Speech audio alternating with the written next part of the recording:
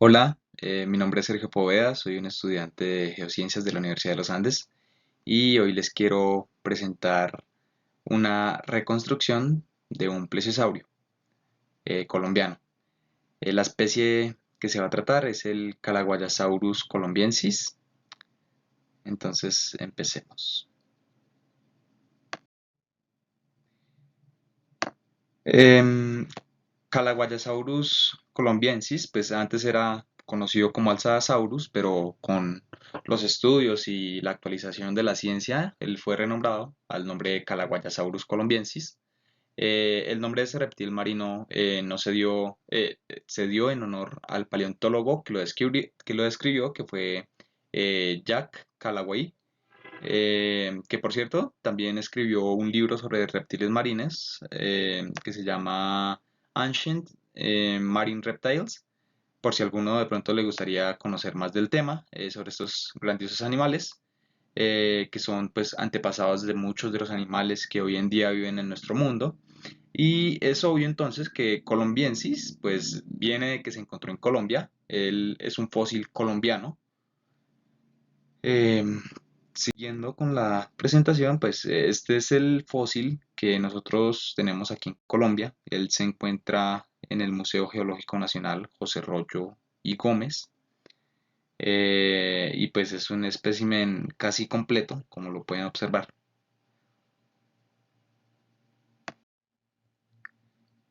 Bueno, el primer espécimen encontrado fue hallado en la formación Paja, cerca de Villa de Leyva, Boyacá, en Colombia, la cual pues justamente es muy famosa por tener un gran número de fósiles, no solo de reptiles marinos, sino también de amonitas y otros similares que antes vivían en el mar. Porque recordemos, Villa de Leyva, hace muchos millones de años atrás, fue un mar. Entonces, la formación paja está compuesta principalmente de ludolitas con nódulos de areniscas y calizas, y obviamente pues eran parte de un depósito marino marginal. De ahí que tengamos tantos fósiles de reptiles marinos allí.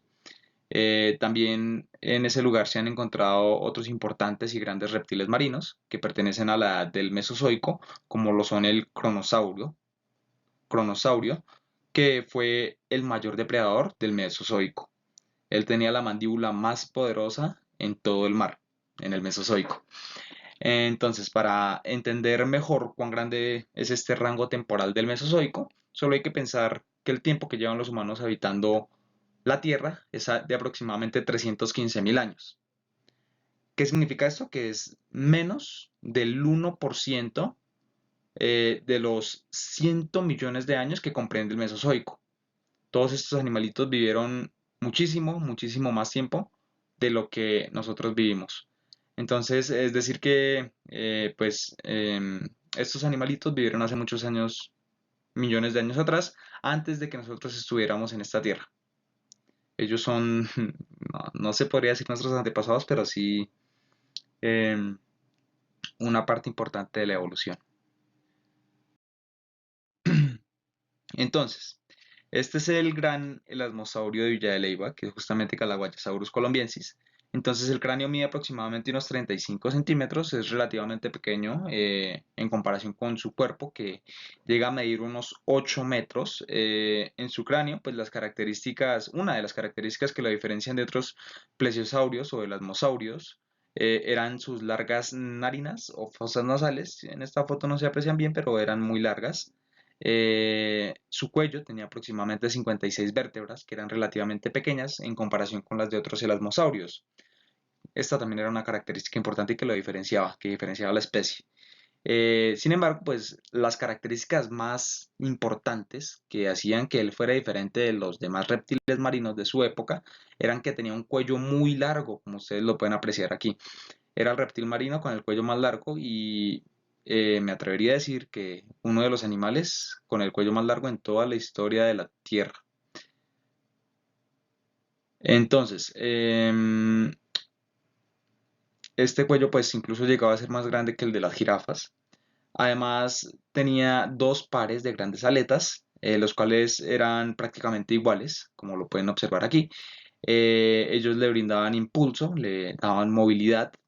y él los usaba pues como los remos en los barcos para obtener su impulso.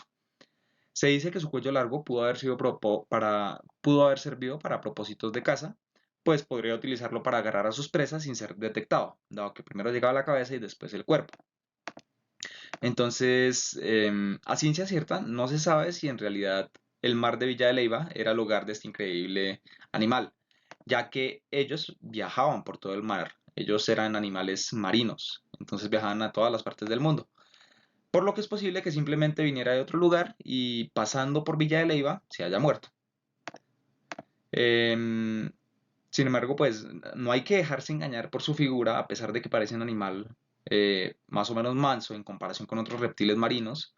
Él tenía poderosos dientes que eran muy afilados y puntiagudos, como si fueran agujas. Era un animal de temer en su tiempo. Y se rumora que posiblemente daban a luz en tierra. Salían del agua, ponían sus huevos en tierra, tal como lo hacen las tortugas. Entonces, esta fue la reconstrucción que se llevó a cabo. Para hacer la reconstrucción de Calaguayasaurus hubo que hacer algunas asunciones y intercorrelacionar las características mencionadas en la literatura para Calaguayasaurus con las de otros elasmosaurios semejantes.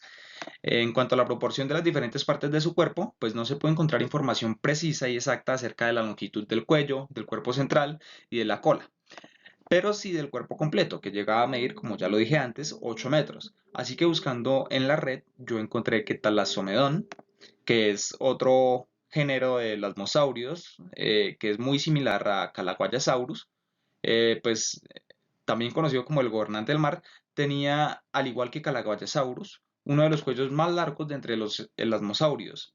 Así que se tomaron las proporciones de Thalassomedon para recrear las proporciones de las diferentes partes del cuerpo de Calaguayasaurus. Para el número de vértebras, la información fue obtenida del primer fósil de Calaguayasaurios descubierto en Colombia por paleontólogos de profesión. Ellos encontraron los restos fósiles y registraron 56 vértebras cervicales, que son estas de aquí del cuello, dos pectorales, que son las que le siguen de acá al cuello y como que le dan soporte a las primeras aletas, las aletas delanteras, 23 dorsales, que son las de la espalda o las que sostienen también sus costillas, eh, y 28 caudales, que son las de la cola. Vemos que su cola es relativamente pequeña, aún así tiene muchos huesos porque era fuerte. Y se dice que podría haber servido para darle dirección a su forma de nadar. Entonces, para el cráneo se tomaron fotografías, no sé, sí, se obtuvieron fotografías del fósil de Calaguayasaurus, que reposa en el Museo Geológico Nacional José Royo y Gómez. Cabe resaltar el hecho de que este cráneo pues, no estuvo en Colombia por un largo tiempo, a pesar de que el fósil sí fue encontrado en Colombia, no estaba en Colombia. Él estaba en una universidad de Estados Unidos, la Universidad de California, y allí estaba porque el doctor Güeles lo llevó a la universidad para estudiarlo, apenas se descubrió, y pues Colombia accedió a prestarlo. Entonces hasta hace poco se pudo recuperar la cabeza de este espécimen. Entonces, basado en estas imágenes, pues yo busqué las partes del cráneo de otros elasmosaurios similares y asigné las partes más relevantes y visibles del cráneo. Finalmente, para las aletas, pues el fósil que tenemos en el museo no presenta buena conservación de esta parte. Así que buscando información sobre las aletas de los plesiosaurios en general, encontré que todos son prácticamente iguales o muy similares en su forma. Así que se asignaron dos pares de aletas que podrían ser considerados como estándar y son justamente estas que vemos aquí, que también salen en muchos otros plesiosaurios. Y eso es todo. Muchas gracias.